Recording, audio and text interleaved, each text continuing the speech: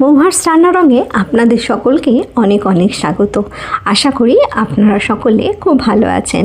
এই গরমে আমি আজকে বানিয়েছিলাম ম্যাঙ্গো মকটেল, আর এটা খেতে হয়েছিল দুর্দান্ত। একবার যদি এটা খান তাহলে কিন্তু বারবার বানাতে ইচ্ছা করবে, এত ভালো এটা খেতে হয়। আমি এটা খেয়েছিলাম তখন থেকে ইচ্ছা হয়েছিল যে এটা বানিয়ে অবশ্যই আপনাদের সঙ্গে শেয়ার করব।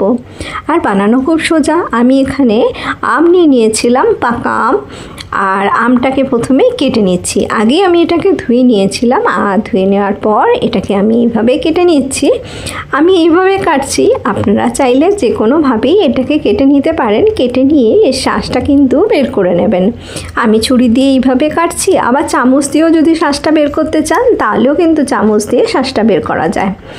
আর পুরো শাঁসটা যখন বের হয়ে যাবে তখন কিন্তু আমি এটাকে একটা মিক্সিং জারের মধ্যে দিয়ে দেবো।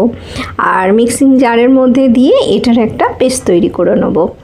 এই যে আমি কেটে নিলাম, আর এইভাবে পুরো আমগুলোকে আমি ভালো করে কেটে নিয়েছি। দেখো এটা আমার কাটা হয়ে গেছে। এবার আমি জারের মধ্যে, মিক্সার জারের মধ্যে দিয়ে দিলাম আমটা। আর আমটা দেওয়ার পর এটার সঙ্গে আরও কিছু উপকরণ আমি একসাথে মিশিয়ে দেবো। প্রথমেই আমি এটার মধ্যে দিয়ে দেবো পুদিনা পাতা।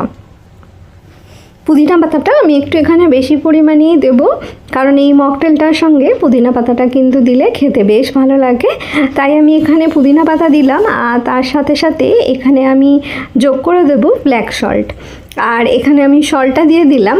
আর আমি পরিমাপটা আপনাদের আলাদা করে বলছি না, কারণ যতটা পরিমাণে বানাবেন ঠিক ততটা পরিমাপেই কিন্তু এই মশলাগুলো অ্যাড করবেন। আর এতে আমি দিয়ে দিচ্ছি চিলি ফ্লেক্স। তবে আপনারা চাইলে কিন্তু এতে লঙ্কা গুঁড়ো ব্যবহার করতে পারেন, খুব কম করে কিন্তু লঙ্কা গুঁড়ো ব্যবহার করবেন। আর এর মধ্যে দিয়ে দেবো আমি চিনি। তবে চিনির পরিমাণটা কিন্তু আপনাদের উপর নির্ভর করছে, আপনারা চাইলে কিন্তু চিনি নাও দিতে পারেন। আমি যেহেতু এতে একটু লেবুর রস অ্যাড করব, তার জন্যই কিন্তু চিনিটা ব্যবহার করছি। দেখো লেবুর রসটা আমি এতে দিয়ে দিলাম, আর এটাকে ভালো করে একটা পেস্ট তৈরি করে নেবো। দেখো ম্যাঙ্গো পিউরি আমার একদম তৈরি হয়ে গেছে। একটা বাটির মধ্যে আমি ঢেলে নিয়েছিলাম। এটাকে আমি একটু টেস্ট করে নিয়েছিলাম, আমার মনে হলো একটু লেবুর রস লাগবে, তাই এতে আমি এর একটু পরিমাণে লেবুর রস অ্যাড করে দিলাম। দিয়ে এটাকে খুব ভালো করে আমি মিশিয়ে নেবো। আর মিশিয়ে নেওয়ার পর এটাকে আমি একটা বটলের মধ্যে, কাঁচের বটলের মধ্যে স্টোর করে রেখে দেবো।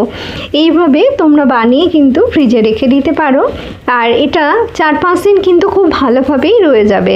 আর তোমরা চাইলে এরকমভাবে অল্প অল্প করে নিয়ে এটাকে কিন্তু মকটেল বানিয়ে খেতে পারো।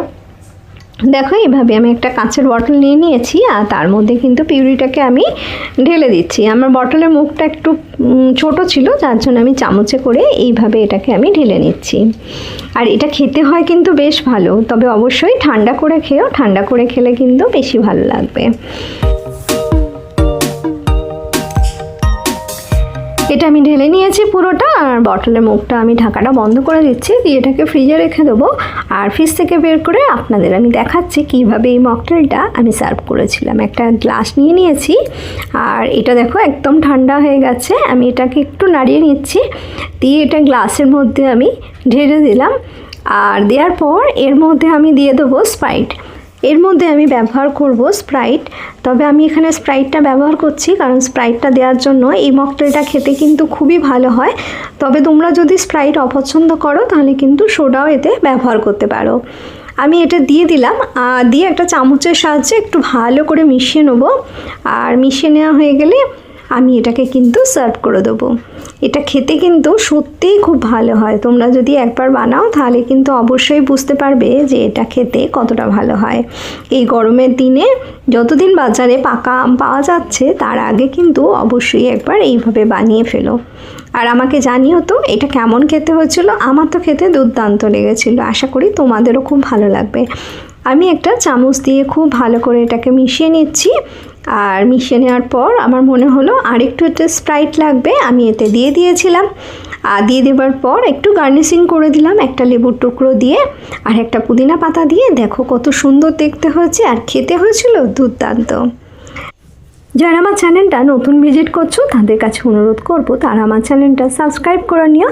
আর যারা পুরনো বন্ধু সবসময় আমার পাশে থেকে আমাকে সাপোর্ট করছো তাদের জন্য রইল অনেক অনেক ভালোবাসা। একটা স্ট্র দিয়ে আমি কিন্তু অল্প একটু টেস্ট করেছিলাম, খেতে হয়েছিল দুর্দান্ত।